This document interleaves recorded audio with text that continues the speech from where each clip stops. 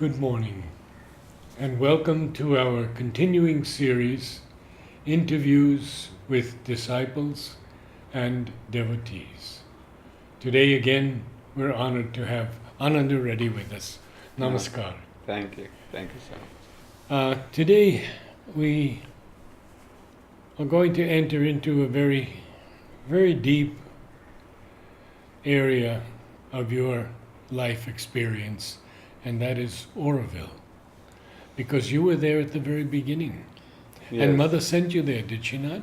She did send me. Yeah, I think I will give you the narration from the beginning of beginnings, as it is said. Good.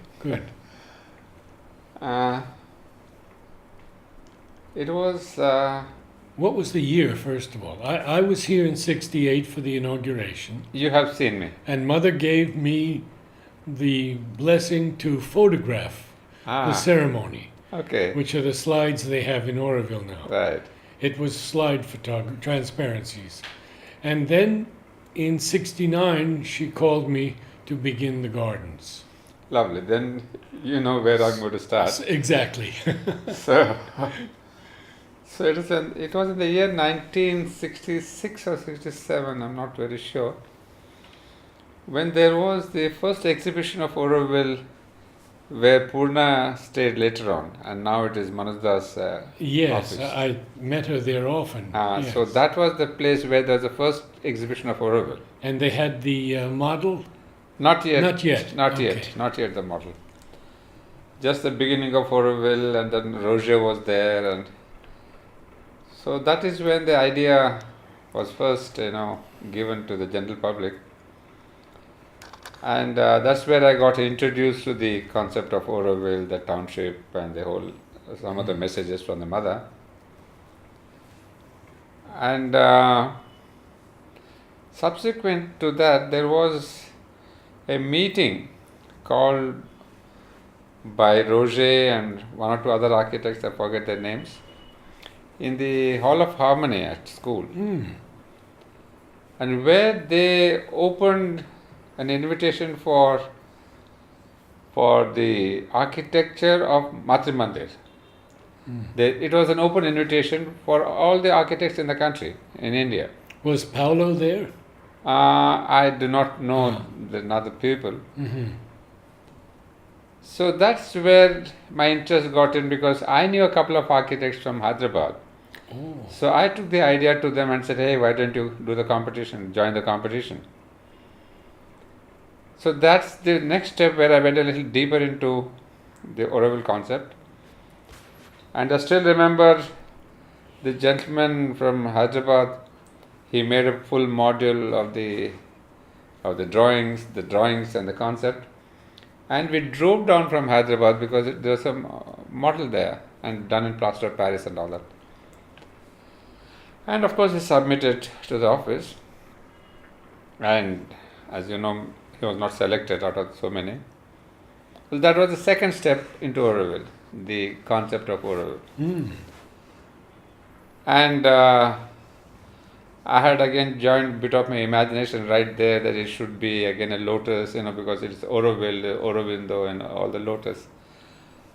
However, the architect, it was a different structure and all that.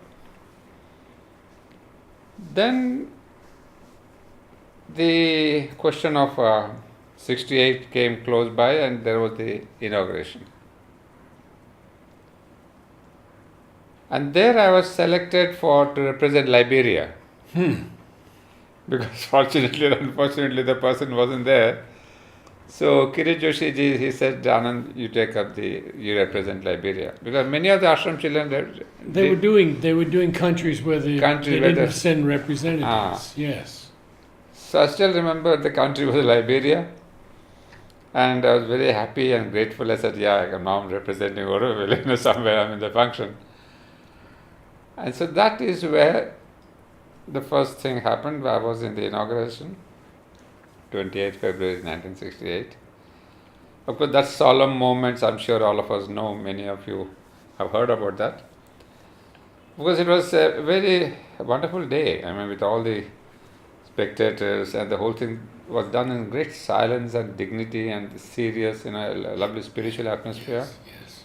There were thousands of people there, and still it was an awe-inspiring thing. Obviously, she was there, and then when her voice was first given, I'm sure you still hear that voice in your ears. Yes. It was a complete silence in the whole Matre Mother area. Oh, yeah. Thousands of people, but then her voice comes in, Oroville, Apartya, person, So that was really vibrating the whole atmosphere. Well, that started going deeper into me. And then, but still, I was in 69, I was still 69, I was in the higher course. So I could not have joined Oroville or gone to Oroville in any way. So after that, a routine, I went back to the school, my college, and then 69, October 30th, as usual, I completed my education here, the ashram school. I joined in 58 and came out in 69, 11 years. And of course, during the higher course years, my only passion was to read all the works of Sri Aurobindo. That was my mission and my passion. So luckily I had great teachers in my time, Arindam Basu, Kirit Joshi. But what did Basu teach? Philosophy, Life Divine. Life Divine? Yeah. Oh my goodness. Kirit Joshi started that, and then Basu took over later. And there's a Kishore Gandhi for Human Cycle, and Temi Bain for Savitri. Right. And as Manoj Das, Professor Manoj Das teaching me English literature. There was Jhumurdi who was teaching us French literature. The top people whose names you know now. Yes. Luckily, I had that lot as my teachers. So they were very, very inspiring. Depth of knowledge was not lacking. And they had all been with the mother. So I had the great advantage of really learning from those teachers who were in direct contact with the mothers for so many years in their childhood. That must have been a great input in my education. It's not just the knowledge, Yes. but the individuals who taught me. So I'm really happy that in the higher course I had the best of teachers from the ashram school. So my only ambition was I must read through all the volumes of Sri Aurobindo. And I did go through most of them except for the Synthesis of Yoga, which I purposely did not read because I left it for a later time in my life when I would really start practicing. I said, that's the book to practice, not just to read. So that was what was stuck in my mind. So except that volume, that book, I read most of the other books that are available at the time. And very proudly at the end of the 1969, when I completed my higher course, I sent a whole list of them to the mother, saying, Mother, You read... I read these books of Sri Aurobindo and the mother. Oh. Please bless me, and some of these books you had yourself signed them. So that was my kind of an achievement of my higher course. Within these 3 years, I was quite a bookworm, as it is said.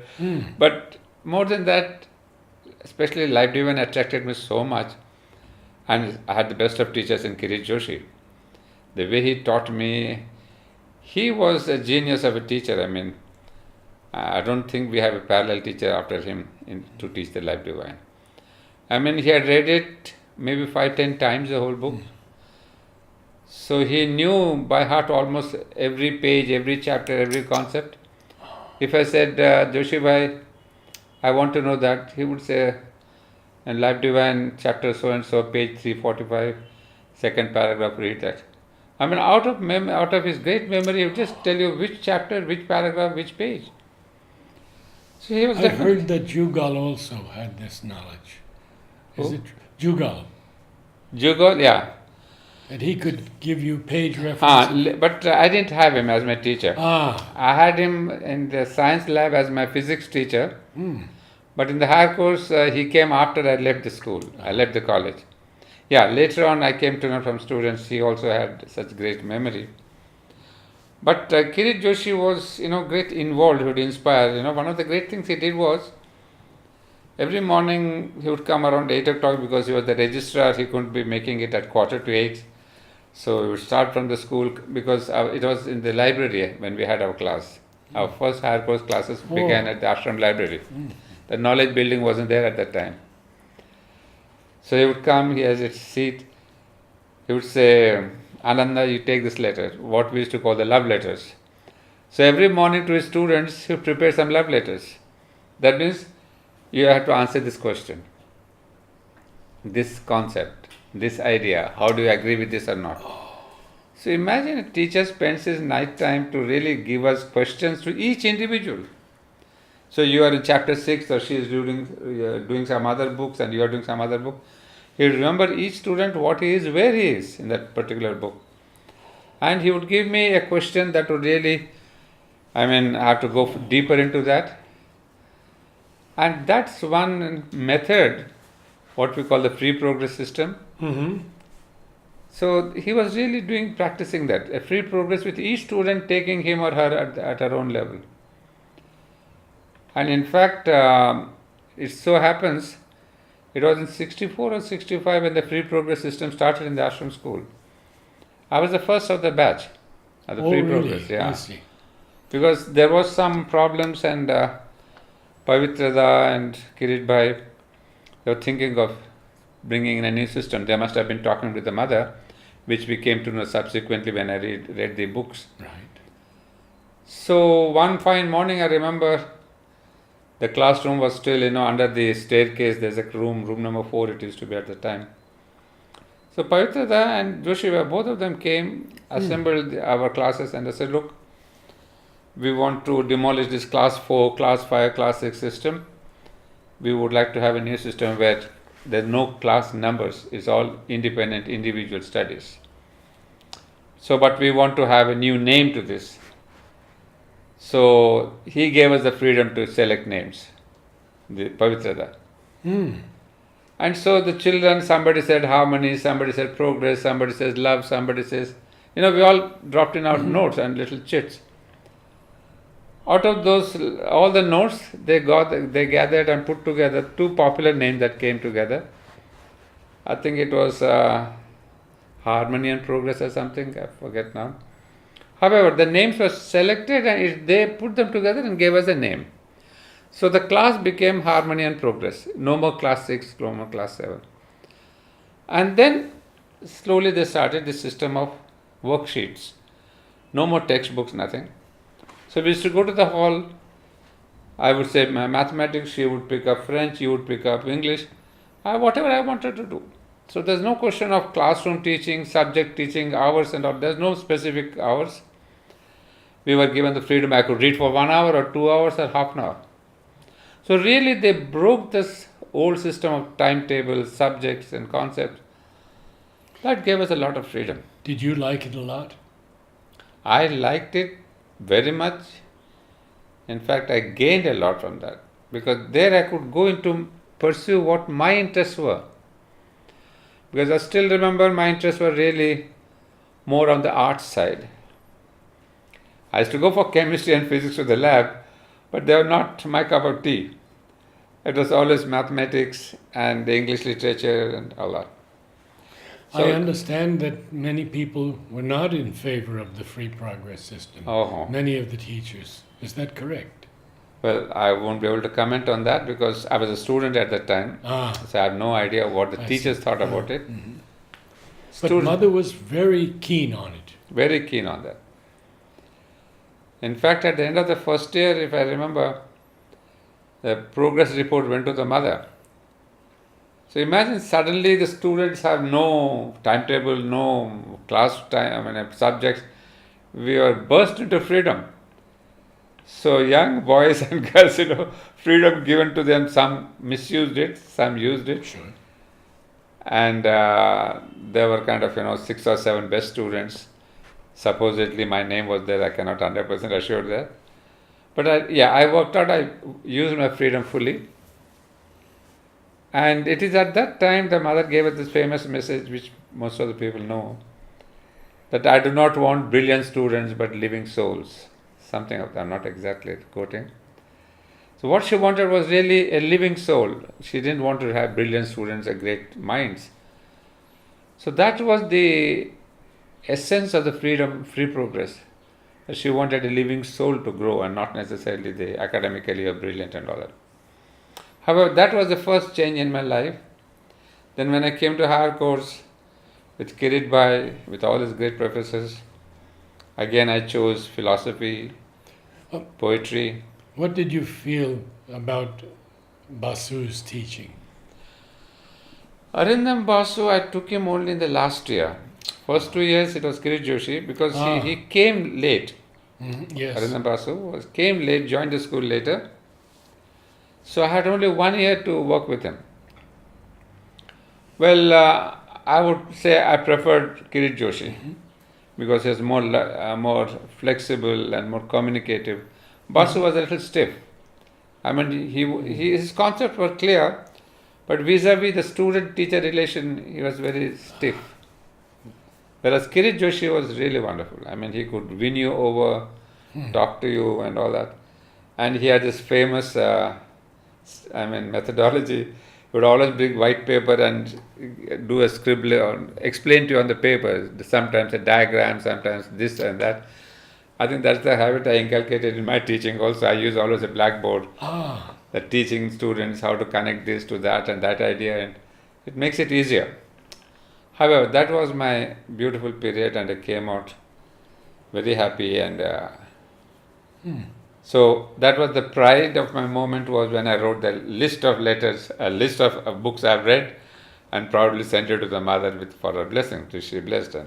She did give blessings. Yeah, so that was the end of the studies. I did want to ask you if you read any of Mother during that period. Oh yeah. There were many of the mother's books were there. But mother's books we didn't really study in the sense of studying. It was more sure in those volumes which are there for studying. Mother's was, we should read for ourselves, like prayers and some of the volumes, correspondence and not correspondence, what do you call this? Entretien. We should read by ourselves. So there's no specific class for mother's books. So that was the thing. And then 69, I went to Hyderabad. That's the time when I asked the mother, can we pray? We used to pray at the Samadhi here, but can I have the divine help when I go to Hyderabad? That's which I have narrated to you already, that she says, yeah, the divine help is anywhere, everywhere. After that, I went to Hyderabad with an idea to pursue further my studies. And luckily, my father was a professor of philosophy at Osmani University. So without getting your official registration, I could attend some of his classes, the other professors. So for some time I attended. But then in the early 70s, by mid 70s actually, things started moving a little in my being. That this is not the life I want. I mean, this fine, this teaching and all that. But something was already, making itself palpable, saying that this is not what I want in my life. So I wrote to the mother that I'd like to come back to ashram. And I was not yet sure if I would join Auroville or anything. I just said I would like to come back because this kind of life is boring. It's really, I don't know to. I was just reading my letter. I said, Mother, my English was so good. I said, deadly boring, very boring. So I wrote to her. I said, Mother, I want to come back. Do you remember the year? 1970. 1970. Yeah. Okay. Yeah. So when I came back, now the question came to me, should I join Auroville or should I join the ashram? So there was a question in front of me. Because you see, for me, for a child, mother was supposed to be eternal, immortal. So at least I never ever imagined that she would ever leave her body. I mean, people say you're foolish, human body is human body. Somehow we grew up in such a manner And especially when I started reading notes on the way in the bulletin, I believed that her body was getting transformed and it will be transformed, so it will be a body that will not die. So that was in the background. I had the same question to Amal. Why did you never go to see Sri Aurobindo? He said we thought he would live forever. Yeah. The same thing, because Same. somehow my mind, Yeah. this thought never came into my mind. Yes. So she being there for all times, not the question of choosing this institution that is being run by her, this institution that is being started by her. So it's only the outer body that mattered. Inwardly she was there.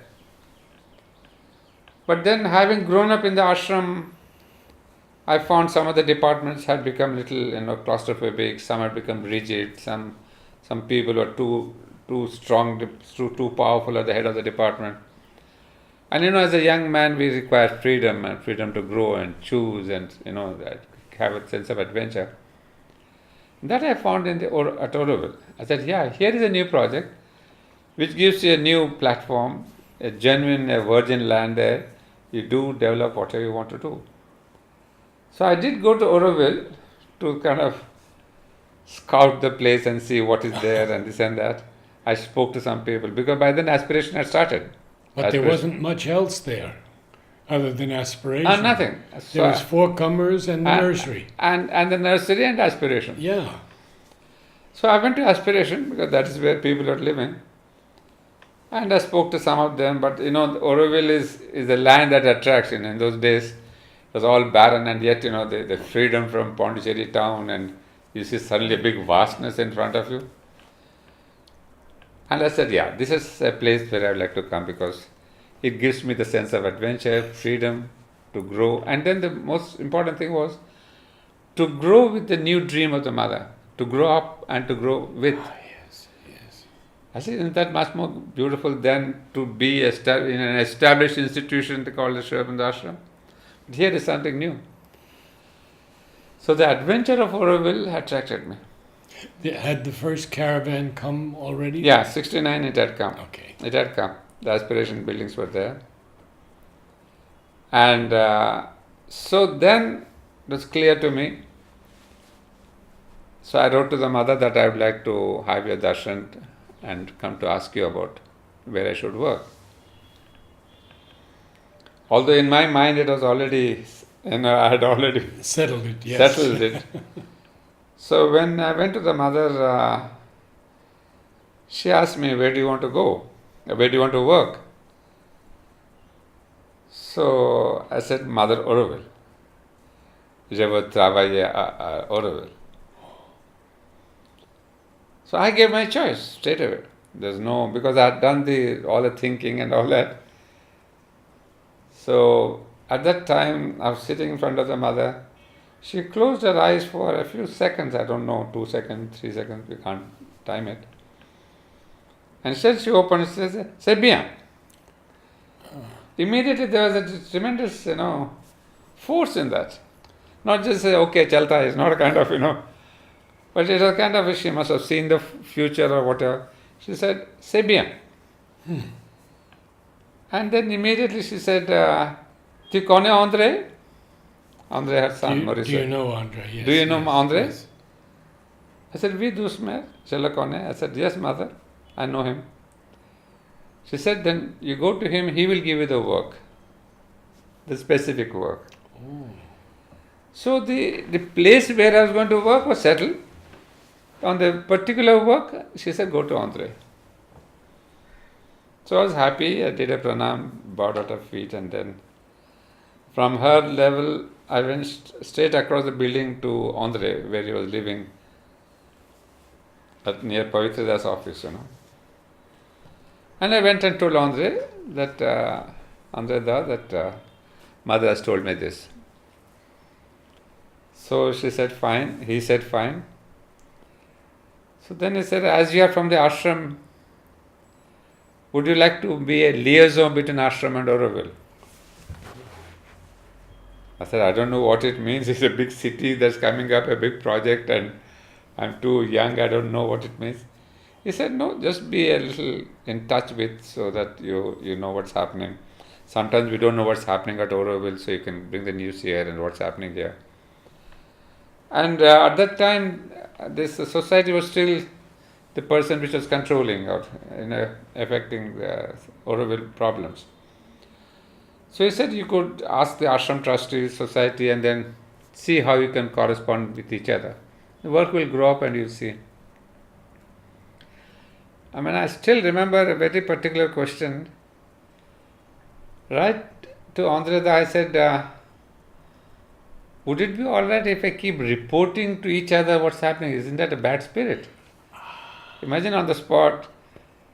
Because kind of, reporting against, hey, he's doing like that and he's doing like... This is the feeling one gets. Yeah, so I said, I don't know if one should do that, reporting, telling against each other. He says, no, you will be doing for the mother. You will be doing for the mother with no personal ambition there, with personal this thing. Mm-hmm. You will be doing for harmonizing. This is the work of the mother you are doing. So don't think you are acting against each other or telling tales against each other. So go with the spirit that will be, you are working for the mother, to bring in a harmony, to kind of, to encourage this kind of a smooth working. So don't think it's you are doing for her. So when he explained that, I could swallow that. I said, okay, merci Ananda, I will try. So that is the way I entered Oroville. That the mother's blessings, the work was given. But then one thing was sure, that I can't be living in Pondicherry. For working at Oroville, I had to be at Oroville. Yes. So I started working, but somehow, for some way, I went back to Hyderabad because the work had not yet begun very seriously. And by the end of 1970,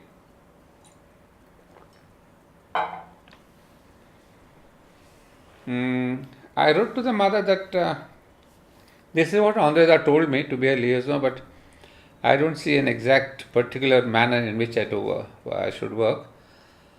Mother, I would like you to tell me what I should do.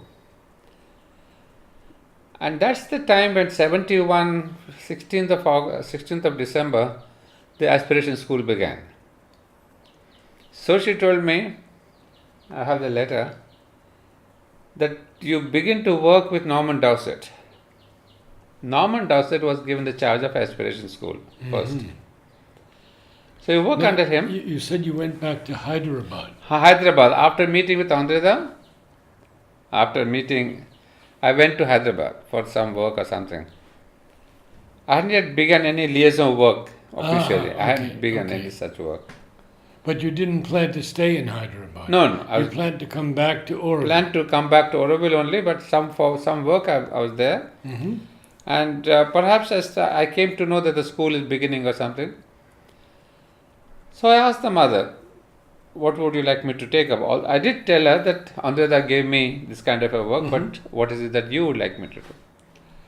Then she said, you work with Norman Dowsett. And then she said, for the present, you work with Norman Dowsett until I see him. When I see him, I will speak to him. So that's the letter. I got the clarification when I was going through the letters this morning. So she was very particular. She says, when I see him, I'll tell him, I'll speak to him about you. So there I was. So I attended the 16th December inauguration at Aspiration. Aspiration School began. It was just a big hut, nothing else. There already some boys and girls were there. And that is when the mother had sent us the message, what are the official languages. The English is official, French and Tamil. And I think Joshibai was there. I'm not too sure if Pavitrada was there. Some of the official, some ashram people had come, Pavitrada, Joshibai, like one or two more, I don't remember now. So we just went around the hut, and of course they cut the ribbon and we went around. And so I knew where I would be working. But I told Normanda that you are here in Pondicherry, but I have to be at Aspiration, because that's how we can work. Otherwise, what's the use both of us staying here? which means I have to get a hut there. Allotment of a hut aspiration. So I think Ananda, with his connections with ashram and with mother and Navjat and all that society, I got the first hut closest to the common dining hall of the aspiration. So there I was given a hut, and in 1971, 1st January, I took the calendar from the mother, and the calendar's message was, "Blessed are those who take a leap to the future." Yes. I said, there I am, I'm on the right track. I said, I'm really blessed, Ma, take your blessings. And I had such a great zeal and enthusiasm. You cannot imagine, in the afternoon I walked from Pondi to Oroville, to aspiration, carrying that divine message, blessed are those. You met Mother to Yeah, I take took the the calendar? calendar. She gave you the calendar. The calendar. So, carrying that blessing, I walked down from Pondicherry to aspiration. I said, no, I'll not come back. I'll go to the future. And that was my walking towards the future. Literally, physically, I walked to the future. And of course, I was given this hut, and there I began my new life. And one thing was sure, that I was the first ashram student to have joined Oroville, and that too the mother had sent me. So I was really happy that, okay, I'm on the right path. Then, of course, afterwards the work started. Ananda would come every morning. Then he would say, Ananda, what's happening today? What's the program today? And we would discuss what's to be done, etc., etc. Then he would come back within an hour or so. He would come back to Pondi, and I would stay. And slowly this school started increasing. Every other day, I would say, today we have 51 students. Next week I'll say we have 53 students. I started counting the students. I still remember till about 101, 102, we kept the count every day or every week. So that's when it started taking shape. More students started coming in. Were there students from the villages? Oh no, there were students from village, from other, North India, foreigners from French, British, Americans. Because all the kids who were there in the aspiration school and the aspiration community, naturally they would come there. They came with their parents. With their parents, they come with Exactly, their parents. Sure. And there are some students who are living in Pondi. So every morning there used to be a bus from Pondi to aspiration. So it would bring some teachers as well as some students. So I still remember the driver's name, Louis. Louis. No, Louis Swami. Louis Swami. We used Louis to call, Swami, we used yeah. to call him Louis Swami. Louis Swami. He had one eye. Yeah, I remember him. Because I said Louis Swami became Louis Swami because he was in Lourdes. Okay. He was very heavy. You remember his big paunch and all He that was a personality. personality. So because Lourdes in French is heavy. Right. So it became I see. Louis So Swami he became came- Louis Swami. Louis Swami became Louis Swami. Very good. But he was a very kind fellow, and so we used to come. So as soon as the bus came, then we went to the school, and so we were initially working at Sanskrit school, and also the other one with the, what is science? No, this was the Sanskrit building. That was where there was in a pyramidal shape. Not yes. a pyramid, the other one with this conical roof, So these were the two buildings available to us. Then, of course, the kindergarten was just being built. However, so there began the school. And I kind of became the coordinator, because Norman also would tell me, we would discuss, and then I would distribute the work to the teachers and all that. Well, the thing that I really started there, the first thing that I emphasized upon was the physical education. I see. Because that's what I had carried from the ashram. The most important thing is the physical education in the ashram.